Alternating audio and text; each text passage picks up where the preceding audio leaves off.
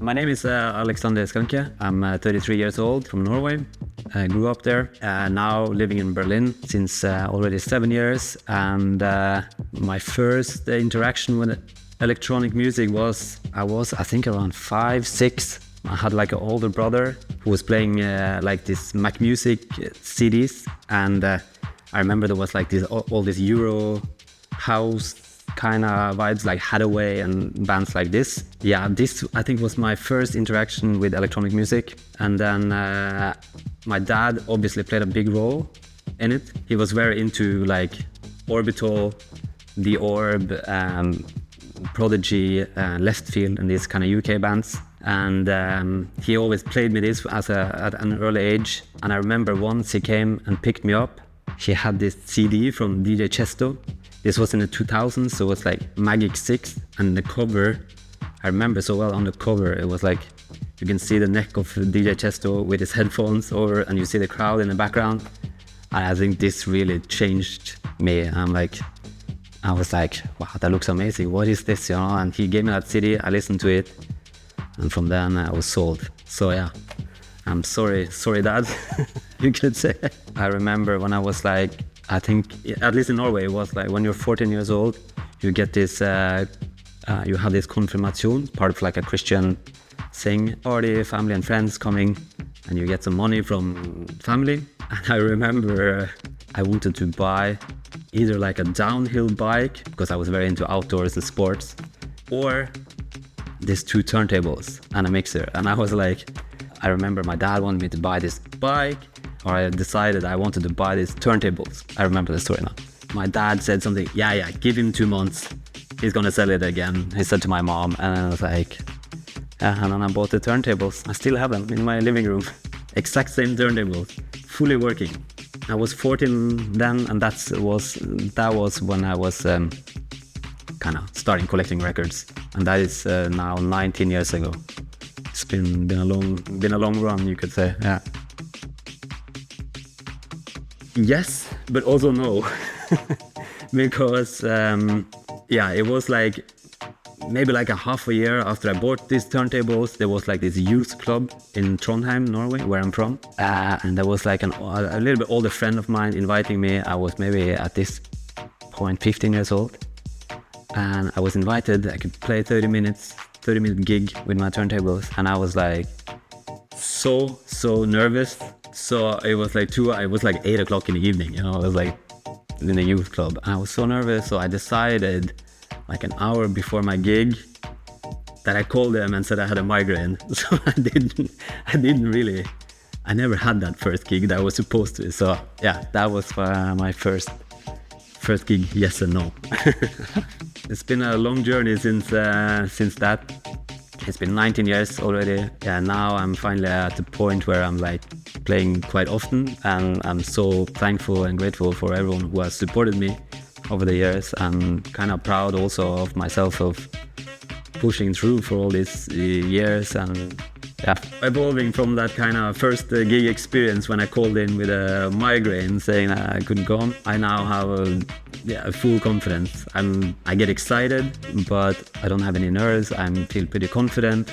I love what I'm doing. I feel extremely lucky to be performing music and playing other people's music, including my own, for an audience. It's a very beautiful thing when everyone comes together and have a great time. Yeah. I would say the Prodigy, Fat of the Land, that my dad played for me when I was a kid. Left Field with Leftism. Those albums have played a key role in shaping my musical kind of journey, I would say. As you can tell, my dad had a lot to do with my musical upbringing, I would say. It was always music around the house, and he used to take me to concerts at a very early age. We went to punk concerts at the age of like 8 years old. I was standing on like a bar stool or bar chair. These things have played, it shaped me like from all kinds of genres of music. And my dad was also very into progressive rock. So this has definitely played also a big role, yeah.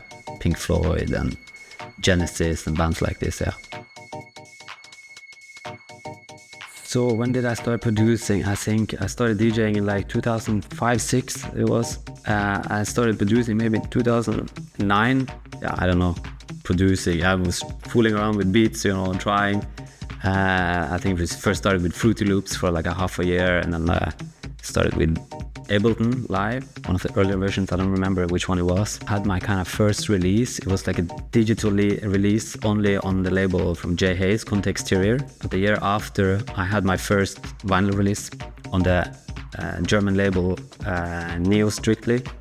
It was in 2 parts. It was like Jalian part 1, part 2.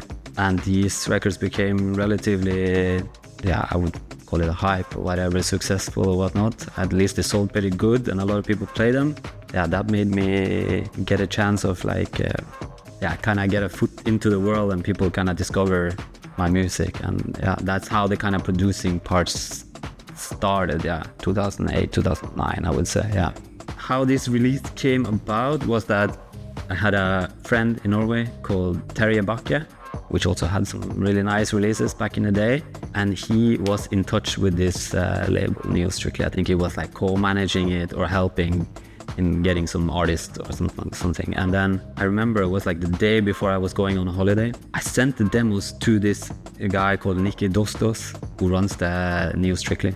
I remember I got a phone call when I was on holiday that it was like, wow, these tracks, wow, we're gonna do 2 records. I couldn't believe it. I was completely speechless. I was like, okay, wow. It was the best holiday in a long time. I don't know, it was a really, really good holiday, that's for sure. That's how this release came about. And it came out, I think like 3 months later, yeah. This was in the spring, it was like in 2013, summer 2013 it came out, yeah. How would I describe my sound? I get influenced by a lot of different things. Could be anything, could be like a story, could be like walking down the street, could be my wasps on the balcony. So how I would describe my sound is like, maybe I would say I have a minimalistic approach to producing music. I think sometimes less is more, which is something I learned over many years. Yeah, with definitely a hint of like old school stuff. I'm very influenced by the old drum machines like 808 and 909. These sounds get used a lot in a very raw way. So I would say, especially the later releases I did. But to describe it, that's a good question. I don't know. I'm really fond of music having a touch of fun and silliness and not being too serious, even though the music can be serious. Maybe some sort of element that can bring a little surprise or make a little smile on someone's face. If that happens, that will make me very happy, at least for myself, yeah. This I had to figure out myself. I don't know how I did it, but I got these turntables, started just playing and kind of trying to imitate what I heard on these kind of mixes. Not easy when you have no clue how to, but yeah, I kind of figured that out.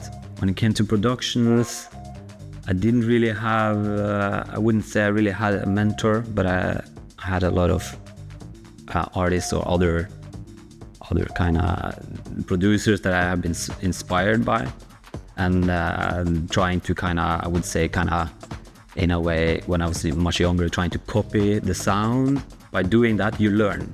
I was given that tip, like try to copy a track and then you will kind of understand how things are done. This, I think, was something I would give a little nod to this guy I mentioned earlier, Terje Bakke, again, because he has, I would say, really put me on the right track at the right time, like in 2012, 2013.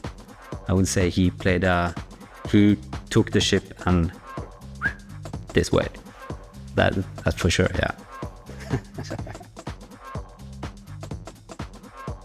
I was actually living in a city in Trondheim called Stavanger for half a year, and that year I lived there, I had the long-term plan of going to Berlin. But at that point, I was really not feeling at home there, well there. I had the plan of going to Berlin, just took the step like, I can't live here anymore, I need to go. And I just went, you know. In retrospect, I figured this out because I remember that year it was raining a lot, and it was like, I checked the statistical data on that year. Don't ask me why, but I did. And it was like 295 out of 365 days, it was raining. So it was like, I cannot do this anymore. I have to go. So that's how I moved to Berlin. This was in January 2016. The reason why I moved to Berlin is many different reasons. I grew up in a very remote town. I would call it city town in Norway, called Trondheim. I never really fit in there, I would say. I was like, I didn't find my peers. I didn't find my very, very small scene for electronic music, or almost to the point of non-existent. I remember hearing the stories about Berlin and the club scene, the Bar 25 back in the day, and like Panorama Bar and Bergen and all these things. And of course, let's not forget Club Division here. I remember going on holiday to Berlin. It was also January, actually. I remember coming into Club Division area, early evening. I was like, I hadn't had even a beer. I remember walking in, I was like completely sober, walk to the dance floor, and that's when they had like a heating tent outside. And I walked in, and it was like Vareka playing live inside that little dance floor. And for some reason, I just started crying. I was just moved. I was just there by myself. My friends were somewhere else in the club, and for some reason, I just teared up and started crying. At that point, I think something clicked, and I was like, I need to move here.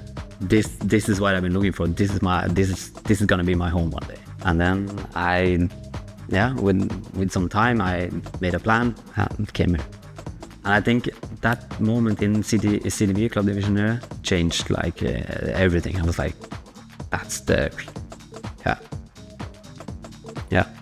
Oh, I would say almost all my friends at this point in life, my partner, my work relations, everything is through the music. Everything is through the scene that I have been part of for many years now. And these are the most important people in my life, as well as my family, obviously. But the people I met through this scene is my everything, is what keeps me kind of going, you could say. One special relationship that kind of changed, has influenced my career and kind of significant impact on me personally, as well as kind of took my life on a different journey, you could say, was when I met Yannick Sander from Bikini Waxx Records. I don't remember exactly how we met, but I remember he reached out to me at one point after we met in Facebook, I believe it was. And he asked me like, hey, do you want to start uploading records to the web shop in Bikini Waxx Records? And at that point, I had like a customer service job. And when was this? It was 2016 maybe. No, I moved to Berlin. 2017, I think. And I was like, okay. I don't really have the capacity, I only had Tuesdays off, and that was my producing day. But I was like, I always wanted to work in a record shop, Records are my life. So I was like, you know what? I sacrificed this producing day, this Tuesday, and I started uploading records for Bikini Waxx Records to their web shop. Yeah, that was the beginning of now a 7-year relationship with Bikini Waxx Records, and my boss Gerd and my beautiful colleagues there. And this is thanks to Yannick. I'm loving my job. Can't see myself giving this up. I love it so much. I started this Tuesday once a week. That evolved more into suddenly taking some extra shifts because people were sick or whatever. And then I just started working more and more, and I gave up my customer service job, which changed everything. And through the shop, I have gotten to meet so many people, so many artists, so many promoters from all around the world, which it's amazing to sit behind the cashier there every day, talk to people about the things you love the most, which is music. And this has turned into many friendships and many late nights and many fun adventures, you could say. Working at Bikini Waxx Records has definitely made me discover a lot of new music. So you have friends coming by, and there's a sense of community in a record shop where people are sharing music, because I truly believe music is for sharing. I like to give credit to the artist who actually made the music, because music is for sharing. So we want the music to be heard. You have people that is interested in techno, you have people that is interested in house, disco, whatever subgenres of electronic music. They all come to Bikini Waxx or to record shops in general, but at Bikini Waxx, I get to meet those people from, for example, like the hard groove techno scene, or someone from the disco scene. I would never meet those people in the clubs I go to, or maybe in my other friend circle. That's a really nice thing, because it's beautiful to meet all these people, hearing their stories, learning about music, learning about other scenes and what they're into, how they're, what's happening, what's evolving, what's going around in the city. It's beautiful. Music is something that unites all of us, and I feel very lucky and privileged to be working at Bikini Waxx and meeting all these people. Yeah, what is commercial success? Yeah, it depends on how you define commercial success. I have done now close to 25 records. I'm very proud of my catalog. I'm very proud of my artistic kind of what I have achieved as an artist. Commercial success, if there will be a commercial success out of this or not, I don't really care. I'm super proud of what I've done, and I think the most important is that I enjoy what I'm doing. I still love what I'm doing, and as long as I find joy in it, it doesn't matter which way it goes, without kind of exploiting someone or hurting someone, or I'm happy with whatever. I'm content with that, you know. Most influential artists, it's hands down for sure Prince. He has influenced so much of my sound, and you know, every time I have a free, this is super silly, I know, but every time I have a free spot on the guest list that a friend didn't manage to come or whatever, he's there, Prince, in case he comes. I don't know anyone who has been so productive, so creative, so influential on so many different levels. I mean, this guy has made more tracks than most of us could even grasp or imagine. It's insane, you know, and most of it is not even released. Also, the way he has pushed pop music and still have had, I would say, kept true to his to himself. And as an artist, I don't know, I think it's incredible. It's someone to really look up to, I would say.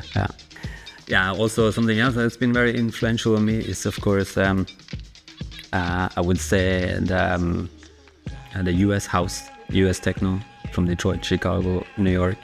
This has had, especially in the later years, I would say last 10 years, have had a tremendous impact on me. And yeah, that discovering this, going through these labels from the 90s and 2000s has really inspired me. It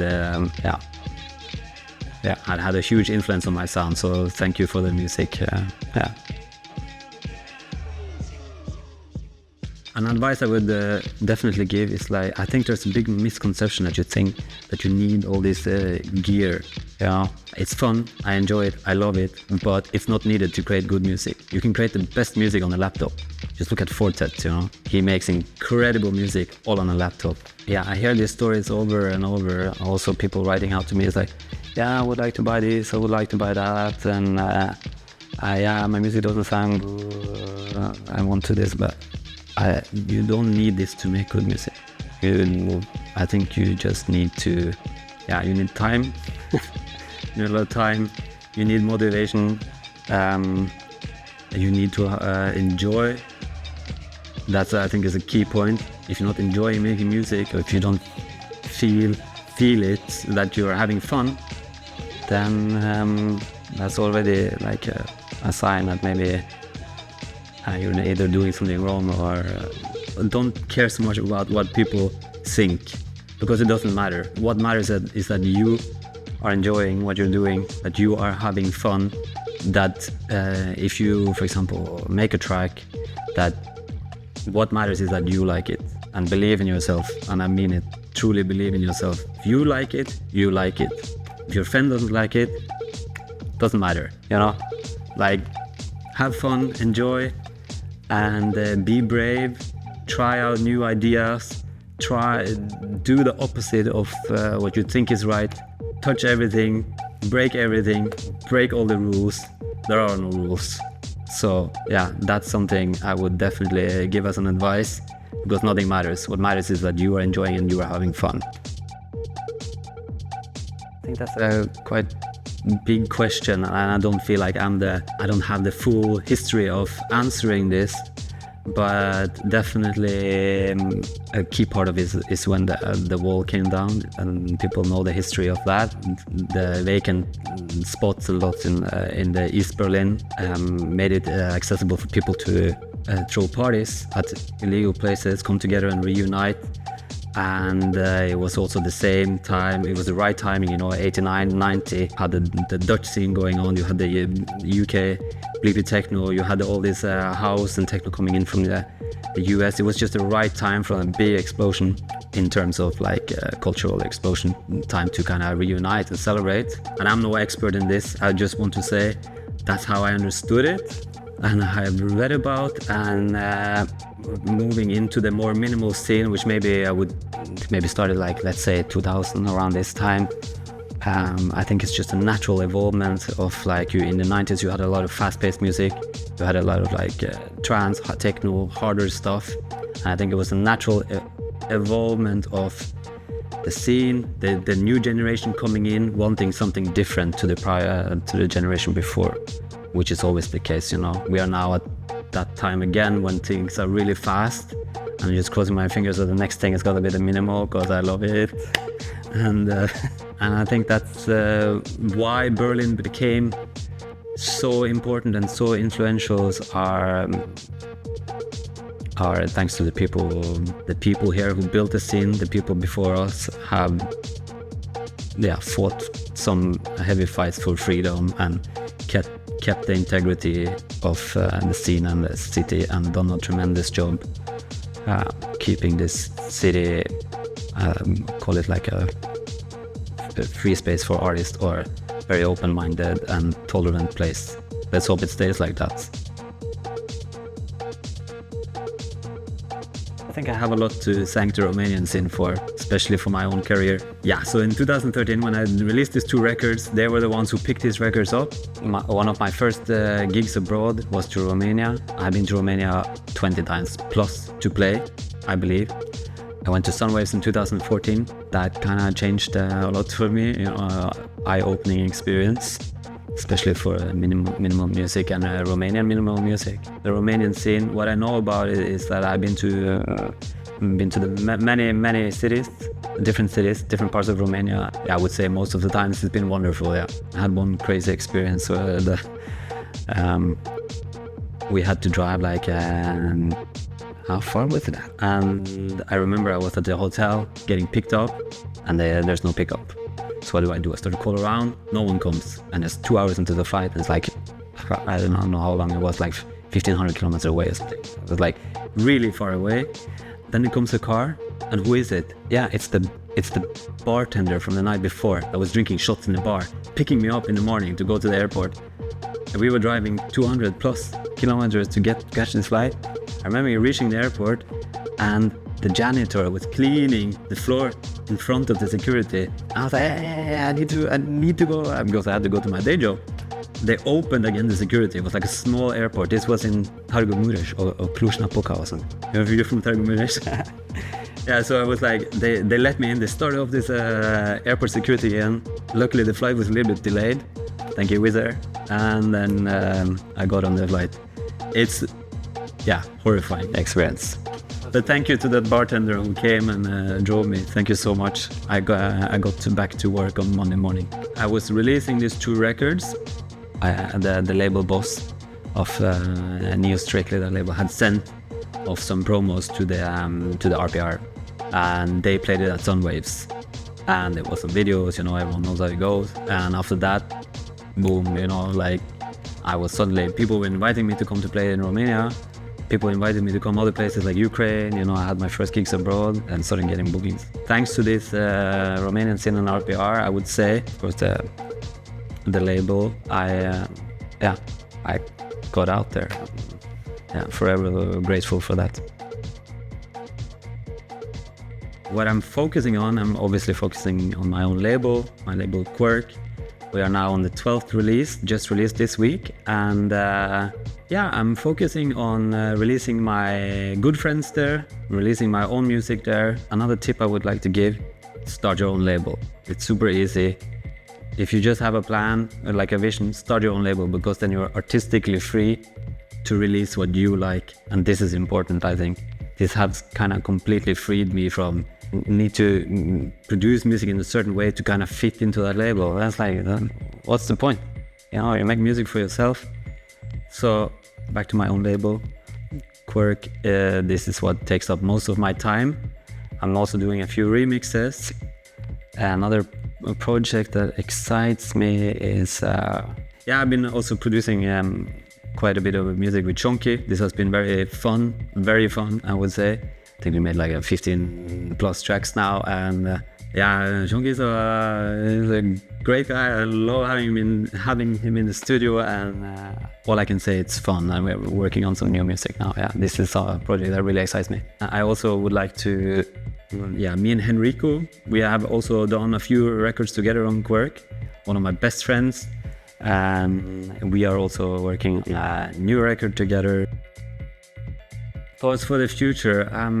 The situation in the world nowadays seems very unstable. A lot of suffering, and I'm just hoping for better times. Yeah, it makes me really sad, and I am just praying for better times for everyone. You know, it's a difficult world these days. Try to be nice to each other, try to be caring, try to understand. I think it's important that people have conversations with each other and listens to each other, and especially during difficult times, because you don't have to agree, but to kind of try to understand each other is something I think is very important. I think everyone can do that, at least listen to each other. Yeah.